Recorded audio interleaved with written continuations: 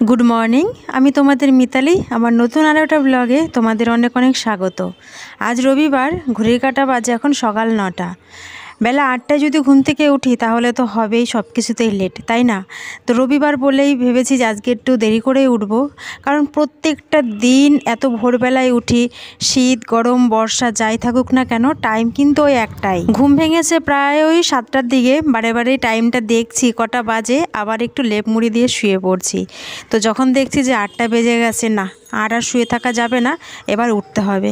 তো উঠে সমস্ত কাজ বাজ সেরে তারপরে স্নান করে নিয়ে, মানে কি আর বলি তোমাদের, স্নান করে নিয়ে যে চুল টুল আঁচড়াবো সেই সময়টুকুও পাইনি। দুষ্টুর বাবা তো তার আগেই উঠে পড়েছে, উঠে মুখ টুক ধুয়ে ও আবার লেপের নিচে ঢুকে পড়েছে। তো কি করলাম, ওকে আগে চা করে দিলাম, ও চা খেয়ে গেছে এখন বাজার। আর আমি এই যে ভেজা নাইটিটাকে রোদে মেলে দিয়ে আসলাম। রোদ তো ওঠেনি, 9টার ওপরে বাজে, এখনও কিন্তু সূর্যি মামার কোনো দেখা নেই।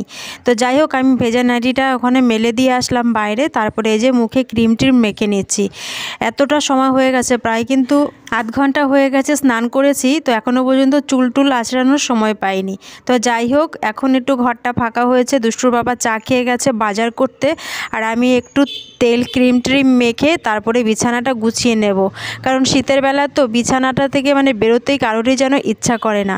তো চলো ঝটাপট করে বিছানাটাকে আগে গুছিয়ে নিই। এসে যদি দেখে যে এখনও বিছানা গুছানো হয়নি তাহলে কিন্তু খুব রেগে যাবে। তো চলো বিছানাটাকে গুছিয়ে নিই।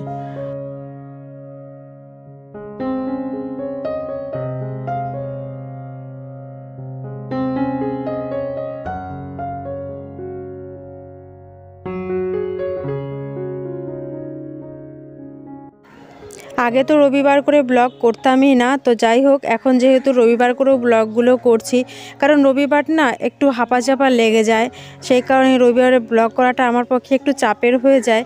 তো করছি যখন, শেষে কি হয়, শেষে আমি রবিবার করে মানে বেশিরভাগ রবিবারই হয় কি এডিট করে ভিডিও পোস্ট করতে পারি না, সেই জন্য রবিবারটা মিস হয়ে যায়। আর জানি না এরকম কতদিন চলবে, কারণ রবিবারটা একদমই টাইম পাই না ভিডিও এডিট করার। আর সোমবার দিন যে ভিডিও এডিট করে রাখবো সেটাও হয়ে ওঠে না, সেই জন্য রবিবারটা একদম টোটালি মিস হয়ে যায়। আমি জানি তোমরা যারা আমার ব্লগ ভালোবাসো, রেগুলার যারা আমাকে ফলো করো, তো তারা একটা দিন হলেও আমাকে মিস করো। ঠিক আমিও কিন্তু তোমাদেরকে একই রকমভাবে মিস করি, যে যা আজকের দিনটা দিতে পারলাম না, তোমরা তাহলে আজকের দিনটা আমার ব্লগ দেখতে পাবে না। দেখো এদিকে মানে বিছানা গুছাতে গুছাতে দুষ্টুর বাবা বাজার নিয়ে চলে এসেছে, আর সেই জন্য একটু তাড়াহুড়ো করছি। আর বিছানা গোছাতে গোছাতে কিন্তু আমি ওদিকে ভাতও বসিয়ে দিয়েছিলাম, আর একটা ভাজা করে নিচ্ছি সকালে খাওয়ার জন্য। আমরা আজকে খাচ্ছি হচ্ছে ভাত, সকাল সকাল ভাত, আর হচ্ছে বাবা বলেছে আজকে আজকে খিচুড়ি খাবো। খিচুড়ি খাবে? তো সকালে আজকে গরম গরম ভাত করেছি, আর হচ্ছে ফুলকপি আলু গাজর এগুলো দিয়ে হচ্ছে ভাজা করেছি। সকালে খারাপ লাগে না খুব একটা ভাজা টাজা দিয়ে খেতে, বিশেষ করে শীতের সময়। তো একটু কাঁচা পেঁয়াজও নিয়ে নিয়েছি, কারণ একটু কাঁচা পেঁয়াজ হলে বেশ ভালো লাগে খেতে। তো চলো খেয়ে দিয়ে নিই। আর বাজার এনেছে, কি বাজার এনেছে জানি না। আমি তো বাজার আনার সঙ্গে সঙ্গে ওকে ভাত দিয়ে দিলাম, ও ভাত খেয়ে বেরিয়ে গেল। আর ওই থালার মধ্যে আমি নিয়ে নিয়েছি, কারণ ও সব ভাত খায়নি। আমি আর দুষ্টু খেয়ে নিচ্ছি, বড় মেয়ে পড়তে গেছে, ও আসবে এসেও খাবে। তো চলো ভিডিওটা দেখতে থাকো, একদম স্কিপ করো না। তো খাওয়া দাওয়াটা সেরে নিয়েছি, তারপরে এই দেখো দুষ্টুকে মুখ ধুয়ে দিচ্ছি, আর এই যেই থালাটাই খেয়েছি সেই থালাটা ধুয়ে নেব। আর ওদিকে বাজার কি কি এনেছে সেটা তো দেখাই হয়নি, যে আগে খেয়ে নিই, প্রচণ্ড খিদে পেয়ে গেছিলো। তো কি কি বাজার এনেছে সেটাও আর কি দেখব। তো জানি না কি কি বাজার এনেছে, ব্যাগ ভর্তি তো সবজি, এটা তো দেখে বুঝতেই পেরেছি, কিন্তু সবজি কি কি আছে সেটা এখন দেখব। তো চলো সবজি আর কি কি আছে সেটা আগে খুলে দেখে নিই। যন্ত্রণার আর শেষ নেই। মাছ এনেছে, মাংস এনেছে, দুটোই এনেছে। মানে মাছ এমন এনেছে যে দুবেলা হবে না, বা মাংস যেমন এনেছে দুবেলা হবে না। এই দুষ্টুটার জন্য হয় যত প্রবলেম।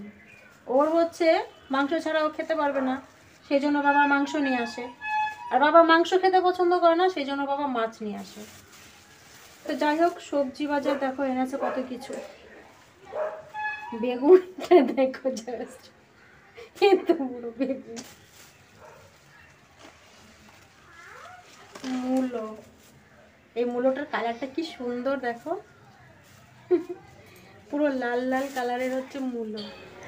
তো নানা রকম সবজির মধ্যে মূলোটাই বেশ পছন্দ হলো। আর আমাদের তো মাঘ মাসে মূলো খায় না, তো দেখতে হবে যে পৌষ সংক্রান্তিটা কবে। আর পৌষ সংক্রান্তিতে পিঠেও ভাবছি বানাবো, কারণ এর আগে একদিন মালপোয়া করেছিলাম, আর এবার সেরকম খুব একটা পিঠেও করা হয়নি। গত বছর বেশ 2-3 দিন পিঠে হয়ে গেছিলো শীতের মধ্যে, কিন্তু এবছর এখনও পর্যন্ত মানে পাটিসাপটা পিঠেটা বানানো হয়নি। তো দুটো নারকেল আছে, দেখি কবে বানাই, অবশ্যই সেটা তাহলে তোমাদের সঙ্গে শেয়ার করব। আর কি বলি দেখো, মাছ আর মাংস দুটোই এনেছে, বলো তো দুটো করতে বিরক্ত লাগে না? যে কোনো একটা নিয়ে আসলে হয়। মাছ আর মাংস এমনই এনেছে যে মাছ দুবেলার হবে না, কিংবা মাংসও দুবেলার হবে না। মাছ এনেছে 4 পিস। তো যাই হোক, দুষ্টুর বাবাকে মানে মাছটাই করে দেবো, ও মাংস খাবে না দেখেই ওর জন্য ও মাছ এনেছে। তো মাছটা আজকে খুব সুন্দরভাবে করব, আর মাংসটা ভাবছি একবারেই সমস্ত মশলা টশলা দিয়ে বসিয়ে দেবো।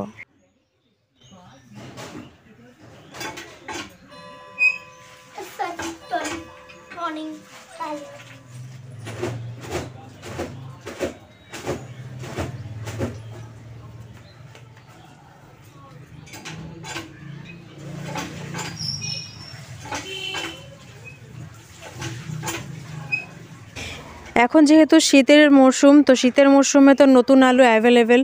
তো নতুন আলু প্রত্যেক সপ্তাহে আনা হয়, বা আমিও যখন সবজিওয়ালার কাছ থেকে রাখি নতুন আলুটাই রাখি। তো আনলে পরে নতুন আলুটা না ধুয়ে তুমি যদি ঘরে রাখো, অন্যান্য যেসব সবজি আছে সেগুলোও নোংরা হয়। সেই কারণে আলুটা ধুয়ে নিতেই হবে। আর এদিকে মাছের জন্য আলু কেটে নিচ্ছি, কারণ মাছটা আগে বসাবো। আর মাছে যেহেতু আদা আর হচ্ছে জিরে বাটা এইটুকুই তো মশলা, আর তো কোনো মশলা লাগে না। কিন্তু মাংস করতে গেলে তো মশলাটা একটু গোছাতে লাগে, তাই ভাবলাম যে মাছের ঝামেলাটা যেহেতু কম, তাহলে মাছটাই আগে রান্না করি, তারপর হচ্ছে মাংসটা রান্না করব।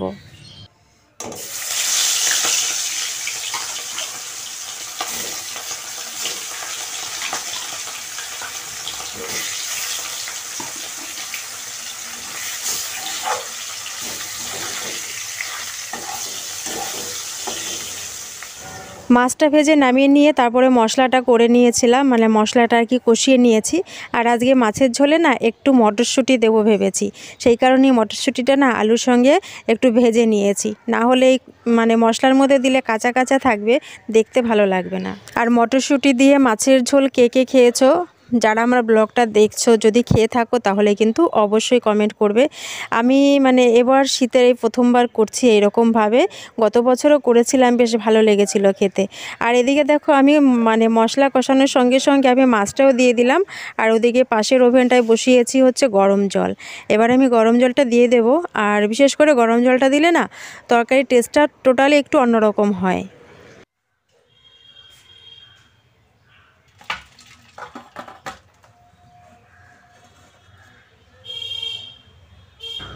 নামানোর আগে দিয়ে দিয়েছিলাম একটু ধনে পাতা। তো কালারটা তো জাস্ট মানে ওয়াও এসছে। তোমাদের মানে পছন্দ হয়েছে কি কালারটা? অবশ্যই কিন্তু জানিও। আর মাছের ঝোলটা সত্যিই কিন্তু খেতে খুব ভালো হয়েছিল। রান্না যদি খারাপ হয় তাহলে দেখবে বেটা ছেলেরা তখন সঙ্গে সঙ্গে বলে ফেলে যে হ্যাঁ এটাতে নুন কম হয়েছে, এটাতে ঝাল বেশি হয়েছে, এটা ভালো হয়নি। কিন্তু ভালো হলে সহসা দুষ্টুর বাবার মুখ থেকে বের হয় না যে এটা ভালো হয়েছে। আমি খাওয়ার সময় জিজ্ঞেস করলাম, কি গো রান্না ভালো হয়েছে? বলে খেয়ে নিয়েছি তো, মানে এরকম একটা কথা বলে। ভালো লাগে না তখন আর, যে রান্না ভালো হলেও সেটা বলবে না যে ভালো হয়েছে। তো যাই হোক, মাছের ঝোলটা নামিয়ে নিয়ে আমি ওদিকে মাংসটা বসিয়ে দিয়েছি। আর করব হচ্ছে একটু কচু বাটা। তোমাদেরকে তো বলিনি, আজকে আবার একটু মান কচু এনেছে, ধনেপাতা এনেছিল অনেকটা।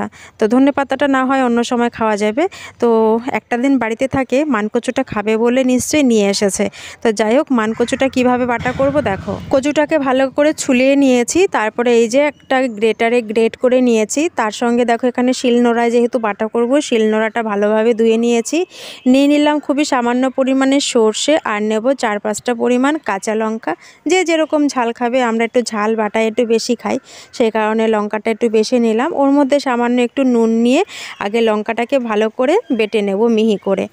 এর মধ্যেই নিয়ে নেব হচ্ছে গ্রেট করে রাখা কচুটা। লঙ্কাটাকে ভালো করে মিহি করে না নিলে কী হয় বলো তো, পরে লঙ্কার খোসাটা একটু ছাবা ছাবা থাকলে না সেটা ভালো লাগে না খেতে, মুখে লাগে। সেই কারণে লঙ্কাটাকে ভালো করে মিহি করে বেটে নিয়ে কচুটা নিয়ে নিয়েছিলাম। কচু তো খুবই নরম একটা জিনিস, তো ভালো করে মিহি করে বেটে নিয়েছি। এরপর একটা প্লেটে তুলে নিয়ে সামান্য পরিমাণ কাঁচা সর্ষের তেল দিলে কিন্তু কচু বাটা রেডি। আমার তো খুব ভালো লাগে, দুষ্টুর বাবাও খুব ভালোবাসে খেতে। তো যাই হোক, এরকম করে তোমরা যদি কচু বাটা যারা খেতে না চাও, মানে খেতে পারো না, ভয় পাও, অবশ্যই খেয়ে নিও। আর যদি মনে হয় যে গালে ধরবে তাহলে একটু লেবু রস দিতেই পারো। আর মানকচু খুব একটা গালে ধরেও না। তো এবার আমি সর্ষের তেলটা দিয়েই তারপরে আমার কচু বাটা কিন্তু রেডি হয়ে যাবে। তো যাই হোক বন্ধুরা, ব্লগটা কেমন লাগলো কমেন্ট করে জানিও, আর আজকের রেসিপিগুলো কেমন হয়েছে সেটাও কমেন্ট করে জানিও। ভালো লাগলে একটা লাইক করো, আর নতুন হয়ে থাকলে অবশ্যই চ্যানেলটিকে সাবস্ক্রাইব করে নিও। তো চলো, দেখা হচ্ছে পরের কোনো নতুন ব্লগে।